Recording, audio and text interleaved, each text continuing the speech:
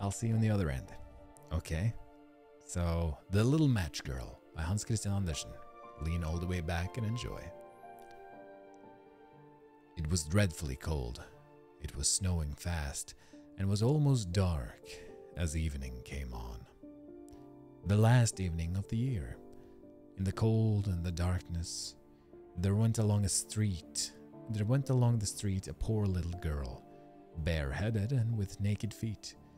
When she left home she had slippers on, it is true, but they were much too large for her feet.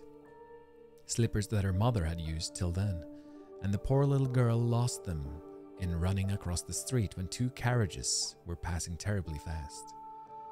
When she looked for them, one was not to be found, and a boy seized the other and ran away with it, saying he would use it for a cradle someday when he had children of his own.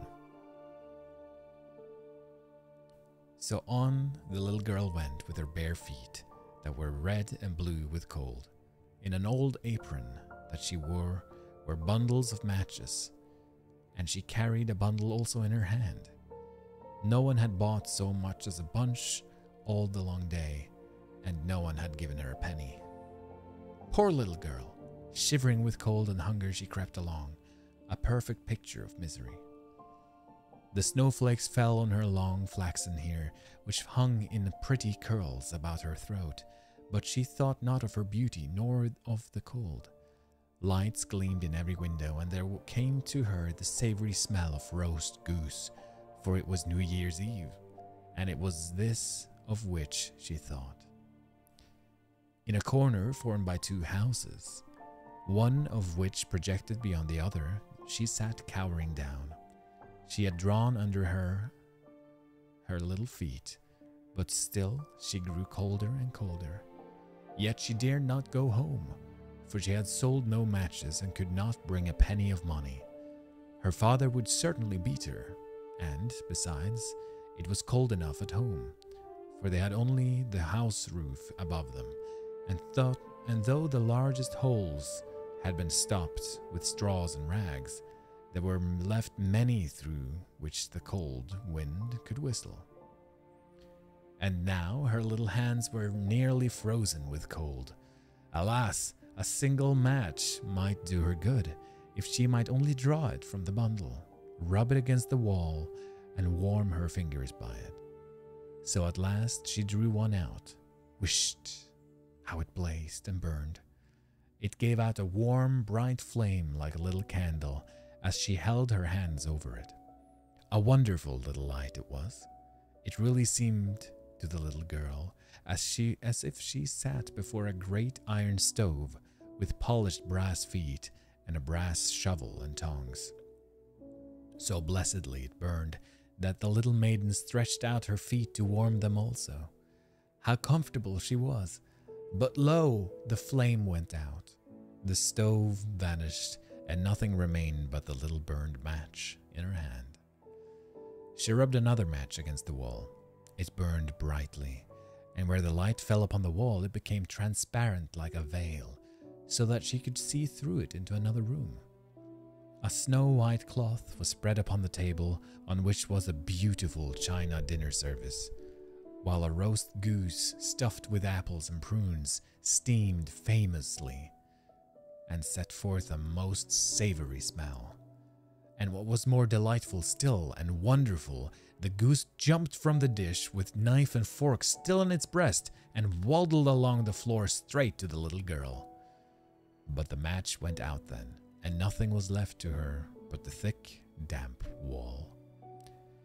She lighted another match, and now she was under a most beautiful Christmas tree, larger and far more prettily trimmed than the one she had seen through the glass doors at rich merchants. Hundreds of wax tapers were burning on the green branches, and gay figures, such as she had seen in shop windows, looked down upon her. The child stretched out her hands to them. Then the match went out. Still the lights of the Christmas tree rose higher and higher. She saw them now as stars in heaven, and one of them fell, forming a long trail of fire.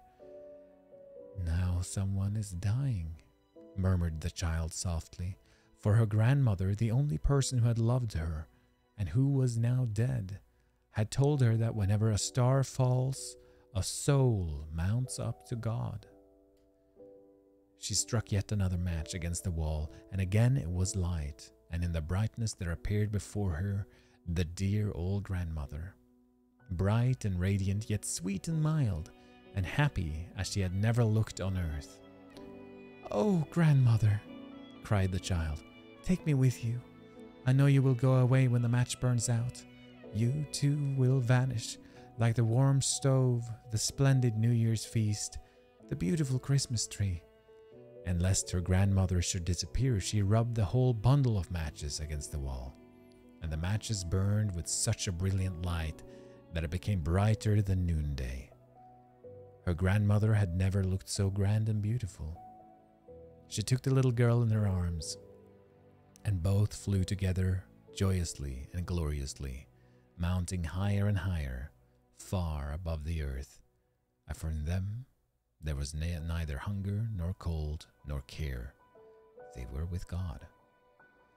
But in the corner, at the dawn of day, sat the poor girl, leaning against the wall with red cheeks and smiling mouth, frozen to death on the last evening of the old year. Stiff and cold she sat, with the matches, one bundle of which was burned.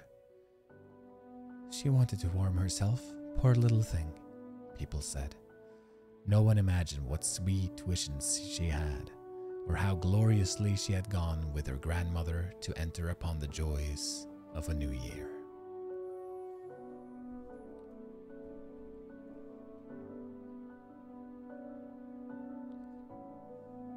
There we are. Beautiful story. And so sad. But beautiful. Thank you so much, guys,